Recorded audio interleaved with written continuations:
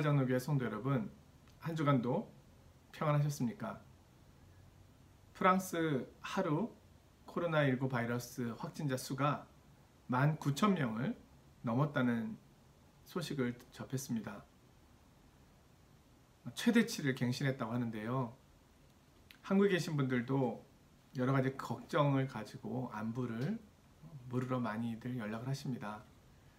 아무쪼록 이 어려운 때에 하나님의 보호하심과 돌보심의 은혜가 우리 성도님들 삶의 자리에 가득하시기를 기도합니다. 오늘은 요한계시록 20장 11절에서 15절 본문 말씀을 가지고 보좌 앞에 책들이라는 제목으로 하나님 말씀을 나누려고 합니다. 기후변화, 또 바이러스의 출현, 또 환경오염, 또 나라와 나라 사이의 전쟁 이야기, 이 모든 것들이 난리와 난리의 소문으로 우리에게 찾아오는데요. 과연 세상 끝에 과연 어떤 일이 일어나는지 오늘 말씀을 통해서 그 최종적인 모습을 보도록 하겠습니다. 먼저 본문 말씀을 제가 읽겠습니다. 또 내가 크고 흰 보좌와 그 위에 앉으신 이를 보니 땅과 하늘이 그 앞에서 피하여 간데 없더라. 또 내가 보니 죽은 자들이 큰 자나 작은 자나 그 보좌 앞에 서 있는데 책들이 펴 있고 또 다른 책이 펴졌으니 곧 생명책이라. 죽은 자들이 자기 행위를 따라 책들에 기록된 대로 심판을 받으니 바다가 그 가운데에서 죽은 자들을 내주고 또 사망과 음부도 그 가운데에서 죽은 자들을 내주매 각 사람이 자기의 행위대로 심판을 받고 사망과 음부도 불못에 던져지니 이것은 둘째 사망 곧 불못이라. 누구든지 생명책에 기록되지 못한 자는 불못에 던져지더라. 아멘. 자, 역사 끝에는 무슨 일이 일어날까요? 성경은 역사의 끝에 모든 인류에 대한 최후의 심판이 있을 것이라고 말씀합니다. 요한계시록 20장 11절에서 15절, 오늘 우리가 읽은 이 본문은 타락한 인류에 대한 하나님의 심판의 최후의 장면을 묘사하고 있습니다. 창세기 3장에서 일어난 인간의 죄와 타락에 대한 하나님의 반응이 바로 최후의 심판에서 드러납니다. 자, 먼저 오늘 본문이 이야기해주는 첫 번째는 심판하시는 분이 누구신지를 보여주고 있습니다. 11절에 보니까 또 내가 크고 흰 보좌와 그 위에 앉으신 이를 보니. 자, 여기 크고 흰 보좌, 그 위에 앉아 계신 분은 누구일까요? 이분은 하나님이시라고 할 수 있겠죠? 그러나 최후의 심판 때 예수님께서 심판에 참여하십니다. 사도 바울은 예수님께서 최후의 심판자가 되심을 이렇게 이야기하는데요. 고린도후서 5장 10절입니다. 이는 우리가 다 반드시 그리스도의 심판대 앞에 나타나게 되어 각각 선악간에 그 몸으로 행한 것을 따라 받으려 함이라. 성부 하나님은 성자 예수님께 심판을 맡기셨습니다. 요한복음 5장 22절에 말씀합니다. 아버지께서 아무도 심판하지 아니하시고 심판을 다 아들에게 맡기셨으니. 자, 오늘 본문이 말해주는 두 번째 모습은 심판의 대상인 인류의 모습입니다. 모든 인류는 부활하여 최후의 심판을 받기 위해 하나님의 심판대 앞에 서게 될 것입니다. 12절 말씀인데요. 또 내가 보니 죽은 자들이 큰 자나 작은 자나 그 보좌 앞에 서 있는데, 성경은 신자와 불신자를 막론하고 모두 하나님께 최후 심판을 받기 위하여 부활하게 될 것임을 이야기합니다. 사도 바울은 신자와 불신자 모두의 부활에 대해서 이렇게 말씀합니다. 사도행전 24장 15절의 말씀입니다. 그들이 기다리는 바 하나님께 향한 소망을 나도 가졌으니 곧 의인과 악인의 부활이 있으리라 함이니이다. 자, 마태복음 25장에는 주님의 말씀이 있는데요. 인자가 자기 영광으로 모든 천사와 함께 올 때에 자기 영광의 보좌에 앉으리니 모든 민족을 그 앞에 모으고 각각 구분하기를 목자가 양과 염소를 구분하는 것 같이 하여 양은 그 오른편에 염소는 왼편에 두리라. 그때 임금이 그 오른편에 있는 자들에게 이르시되 내 아버지께 복받을 자들이여 나와 창세로부터 너희를 위하여 예비된 나라를 상속받으라. 또 왼편에 있는 자들에게 이르시되 저주를 받은 자들아 나를 떠나 마귀와 그 사자들을 위하여 예비된 영원한 불에 들어가라. 그들은 영벌에 의인들은 영생에 들어가리라 하시니라. 그러나 오늘 본문 말씀은 최후 심판의 강조점을 주로 불신자에게 두고 있습니다. 17장, 18장에서는 큰 성 바벨론의 심판이 있었고요. 19장에서는 짐승과 거짓 선지자의 심판이 있었습니다.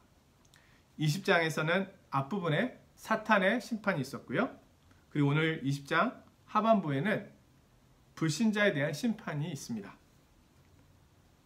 오늘 13절에 보면은요. 바다가 그 가운데에서 죽은 자들을 내주고 또 사망과 음부도 그 가운데에서 죽은 자들을 내주매 각 사람이 거기서 자기의 행위대로 심판을 받고 바다, 사망, 음부 이 표현은 동의적인 표현입니다. 바다는 요한계시록에서 사탄의 세력에 작용하는 악의 영역인 세상을 상징하고 있습니다. 12장에서 보면 하늘에서 떨어진 사탄이 땅과 바다에 내려갔다고 기술하고 있습니다. 또한 13장에 보면 사탄의 하수인인 7머리와 10뿔을 가진 짐승이 바다에서 올라옵니다.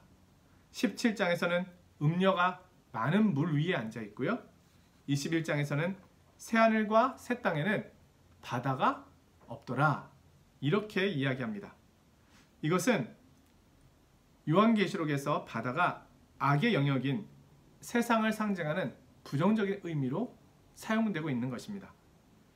그래서 바다가 그 가운데서 죽은 자들을 내준다는 의미는 바다가 부정적인 의미로 사용된 것이라 할 수 있습니다. 바다는 곧 이어나오는 사망과 음부와 병행을 이루어 같은 동의어로 사용되고 있습니다. 사망과 음부는 불신자들이 부활하기 전까지 임시 상태를 의미한다고 볼 수 있습니다. 결국 이 사망과 음부도 불못에 던져져 둘째 사망을 당합니다. 자, 세 번째로 최후 심판의 기준입니다. 하나님께서 사람들을 심판하시는데 무엇을 가지고 심판하실까요? 오늘 하나님께서 우리들을 심판하실 때 그 기준이 책이라고 이야기하는데요. 두 종류의 책이 보좌 앞에 있습니다. 하나는 생명책이고 또 하나는 행위를 기록한 책입니다. 이 책에 대한 내용은 다니엘서 7장과 12장에도 언급되고 있습니다. 자, 첫 번째 책은 생명책입니다. 최후의 심판 때 인류가 새하늘과 새 땅에 들어가느냐 아니면 불못에 들어가느냐 하는 것은 생명책을 기준으로 봅니다. 15절에 누구든지 생명책에 기록되지 못한 자는 불못에 던져지더라.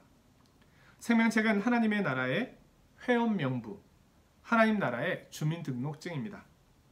즉 생명책의 이름이 기록된 자만 하나님 나라 새하늘과 새 땅에 들어갈 수 있습니다. 21장 27절에 보면은요. 무엇이든지 속된 것이나 가증한 일 또는 거짓말하는 자는 결코 그리로 들어가지 못하되 오직 어린 양의 생명책에 기록된 자들만 들어가리라. 그러므로 생명책에 기록되지 않은 자들은 지상에 사는 동안 사탄의 하수인인 짐승에게 경배하게 됩니다. 13장 8절에 보면 죽임을 당한 어린 양의 생명책에 창세 이후로 이름이 기록되지 못하고 이 땅에 사는 자들은 다 그 짐승에게 경배하더라. 그러므로 생명책에 이름이 없는 자들은 사탄과 짐승과 거짓 선지자가 있는 영원한 불못에 던져집니다. 여기서 생명책에 대한 부연 설명이 있습니다. 생명책의 완전한 이름은 어린 양의 생명책입니다. 또는 죽임을 당한 어린 양의 생명책입니다. 왜 생명책이 어린 양의 생명책이라고 불리울까요? 어린 양의 생명책이란 어린 양이 이 책에 기록된 사람들을 대신해서 죽고 대신해서 의를 행했다는 것을 말합니다. 어린 양의 생명책에 이름이 기록된 사람은 불못에 들어가지 않습니다. 어린 양이 대신 불못의 형벌을 받았기 때문입니다. 우리가 새하늘과 새 땅에 들어가는 것은 어린 양이 우리를 대신해서 의를 행하였기 때문입니다. 어린 양의 생명책에 기록된 사람은 어린 양과 연합한 사람들입니다. 우리를 대신해서 불못에 들어가지 않도록 죗값을 지불하고 새하늘과 새 땅에 들어가도록 의의 값을 어린 양이 지불해 주셨습니다. 그러므로 새하늘과 새 땅에 들어가느냐 불못에 들어가느냐 하는 것은 사람의 행위에 달려있지 않습니다. 구원은 전적으로 생명책의 이름이 기록된 사람을 대신해서 죽고 대신해서 사신 예수 그리스도의 대표적인 행위에 달려 있습니다. 자, 나의 이름이 생명책에 기록되어 있을까요? 사실 아무도 모릅니다. 그러나 자신은 어느 정도는 알 수 있습니다. 어린 양을 믿는지 믿지 않는지 자신이 알고 있기 때문입니다. 어린 양 예수님을 믿는 사람은 자신의 이름이 생명책에 기록되어 있음을 확신할 수 있습니다. 자, 두 번째 책은 행위의 책인데요. 하나님께서는 자신이 주신 생명으로 우리가 하나님을 위해 어떻게 살았는지 반드시 셈을 하는 시간이 있다고 말씀해 주십니다. 우리가 이미 들어본 것처럼 사람이 하나님의 최후 심판을 받을 때 새하늘과 새 땅에 들어가느냐 불못에 들어가느냐는 전적인 하나님의 은혜입니다. 구원은 우리의 행위가 아니라 예수 그리스도의 행위, 하나님의 은혜로 받는 것입니다. 그러나 심판은 우리의 행위에 따라 받습니다. 이것은 예수님을 믿거나 믿지 않거나 똑같습니다. 불신자는 자신의 행위에 따라 심판을 받고 신자는 자신의 행위에 따라 상급을 받습니다. 믿는 성도의 악한 행동들은 예수님의 대속적인 죽음에 의해서 용서받을 수 있습니다. 그러나 신자들의 선행은 행위에 따라 상급으로 보상해 주십니다. 신자들이 새하늘과 새 땅에 들어가는 것은 하나님의 은혜로 들어가는 것이지만 신자들의 행위에 따라 상급이 달리 주어질 것이라는 말씀입니다. 그러므로 우리는 은혜를 받은 이후에 구원을 받은 이후에 감사함으로 부지런히 선행에 힘써야 합니다. 은혜로 구원받은 이후에 성화를 많이 이룬 것과 이루지 못한 것은 분명 차이가 날 것입니다. 잘하였도다 착하고 충성된 종아, 하나님께서 이렇게 말씀하시는 그런 은혜가 있기를 원합니다. 네 번째로 불신자에 대한 최후의 심판의 결과입니다. 최후의 심판 다음에 인류는 두 부류로 나누어집니다. 생명책에 이름이 없는 사람은 불못으로, 생명책에 기록된 자는 새하늘과 새 땅으로 들어갑니다. 불못은 사탄, 짐승, 거짓 예언자, 그리고 모든 불신자들이 들어가서 영원히 심판을 받는 것입니다. 이 세상에서도 범죄자들은 격리 수용됩니다. 마찬가지로 하나님 나라의 원수들은 새하늘과 새 땅에서 격리되어 영원토록 고통을 받으며 영원한 감옥에 있게 됩니다. 하나님 나라의 감옥은 불과 유황으로 타는 곳입니다. 아마도 그것은 이 세상에서 경험할 수 없는 최고의 고통일 것입니다. 또한 영원이라는 겁니다. 불못은 영원히 나올 수가 없습니다. 그곳은 영원한 저주, 영원한 형벌, 영원한 심판입니다. 거기는 불과 유황으로 타는 곳인데 구더기도 죽지 않고 구더기가 소금 치듯함을 받으라고 말씀하셨습니다. 자, 불신자가 죽으면 음부로 가고요. 신자가 죽으면 낙원으로 간다고 일반적으로 말합니다. 마지막 때에 부활하여 불신자는 불못으로, 신자는 새하늘과 새 땅으로 가게 됩니다. 한국에서 귀신에 대한 이런 내용들을 보면 귀신이 떠다니고 있는, 그러다가 사람 몸속에 들어가서 나는 몇십 년 전에 죽은 내 외할머니다, 이런 이야기들 하는 그런 경우가 있는데요. 전혀 그렇지 않습니다. 사람은 죽으면 이 세상과는 격리되어 있습니다. 그런데 마지막 심판 때 육체적인 부활과 함께 그들이 다시 부활해서 하나님의 심판을 받아 영원한 불못으로, 또 영원한 천국으로 들어가게 된다는 겁니다. 죄를 지은 사람은 체포되면 감옥으로 가기 전에 유치장에 먼저 가게 됩니다. 그리고 정식 재판을 해서 형이 결정되면 감옥에 갑니다. 최후의 심판도 그렇게 이루어진다고 보시면 되겠습니다. 사랑하는 성도 여러분, 요한계시록의 목적은 사실 믿지 않는 자들의 최후의 심판을 이야기하려는데 주목적이 있는 것은 아닙니다. 그리스도 안에 있는 죽은 자들, 열심히 주님을 위하여 살아온 믿음의 성도들, 이 믿는 자들의 최후의 모습을 보여주는 것이 사실은 더 목적입니다. 물론 이 모습을 보여주시려다 보니 악인들의 최후의 모습도 보여주시는 거죠. 결국 믿음의 성도들에게 소망을 주려고 하는 것입니다. 우리 믿음의 성도들의 참된 소망이 어디 있는가? 이 땅에서는 눈물이 있고 고통이 있고 때로는 언제 끝날지 모르는 인내의 수고를 할 때가 있습니다. 그러나 오늘 성경이 약속하고 있는 것입니다. 너희 구원받은 자들이여, 내가 반드시 행한 대로 갚아줄 것이다. 하나님께서는 성도들의 수고를 기억하십니다. 선한 행위 하나하나를 다 기억하고 계십니다.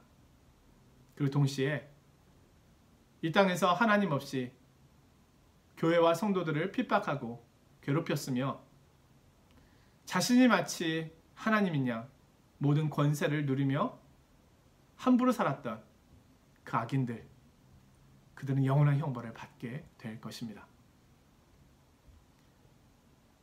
우리의 삶의 여정은 이 땅에서 결정되지 않습니다. 하나님 앞에 섰을 때 어떤 모습으로 서 있느냐가 결정하는 것입니다. 주님께서 우리의 모든 행위를 아십니다. 주 앞에 설 날이 어제보다 오늘 더 가까워졌습니다. 두렵고 떨림으로 우리의 구원을 이루어가며 하나님 주신 이 약속을 붙잡고 소망 가운데 달려가시는 복된 한 주간이 되시기를 주님의 이름으로 축원드립니다. 자, 말씀을 마쳤고요. 오늘 우리가 함께 기도할 때 먼저는 하나님께서 내게 주신 이 생명을 어떻게 사용하고 있는지, 하나님의 영광을 위하여 사용하고 있는지, 그것을 위하여 열심히 심고 있는지 자신을 살펴보기를 원합니다. 그리고 또 하나는 나의 이름이 생명책에 기록되어 있는지에 대한 확신이 있는지, 그렇지 않다면 나는 분명한 믿음으로 신앙을 고백하고 있는지, 하나님께서 나에게 믿음의 확신과 은혜를 주시도록 기도하기를 원합니다. 또 끝으로 코로나19의 상황 속에서 어려움을 겪고 있는 우리 믿음의 성도들을 위해서, 그리고 동시에 지난주에 함께 기도했던 것처럼 믿지 않는 우리 주변의 이웃들과 가족들을 위해서 우리가 함께 기도해야 하겠습니다. 하나님께서 이 지구촌을 긍휼히 여겨주시도록 이 제목도 놓고 함께 기도했으면 합니다. 한 주간도 평안하시고 건강하십시오. 안녕히 계십시오.